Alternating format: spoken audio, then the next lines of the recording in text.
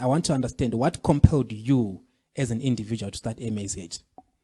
Well, I think for me, it's really three things. Right. Number one, it was an identification of an opportunity. Okay. After completion of my studies, I would hear the Teachers Association of Zimbabwe, the Law Society, engineering, and so forth. I mean, these professionals, they had their own bodies. So when I finished my studies, when I attained my degree, I looked around and they say, what's in it for us as marketers? I looked around, I couldn't find any professional body that was there.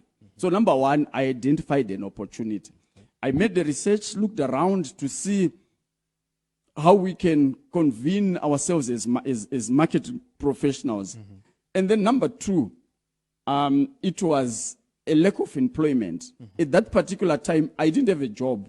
So I said, what else can I do? How can I make a living? Because, you know, when you don't have a job, that is the time that a lot of things run in your mind because you want to make a living. You've got a family, you need to pay rentals, probably you don't have your own house and everything else. And number three, the major reason, it is the compelling passion to uplift other people. Even up to now, I don't mind spending time with people that are at the lowest spectrum of society. I love to see people growing up, and I think one of my biggest fulfillment at MAZ is to see a transformation of people's lives. I get somebody right from Norway, I see them up there. That is where my smiles are. I'm not compelled really about most of the things, but I want to see people. And you know, one of my thrusts was to engage or employ people right from college. These are the people that I would employ. Even up to now, I polish them up and I release them from industry.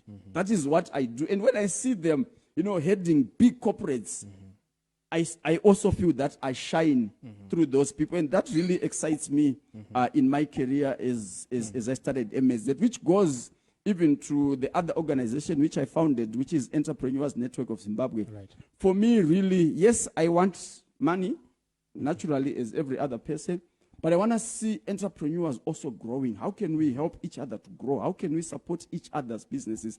Not that I want a percentage of that. No, it's your money. Right. But what I simply want to see is you growing to other levels. And it has also taken me further, not only to focus on Zimbabwe alone. I've gone even beyond the borders to Africa. I've been to all the parts of Africa, trying to make sure that this profession, this trust of the organization I've started is also embraced across the African continent.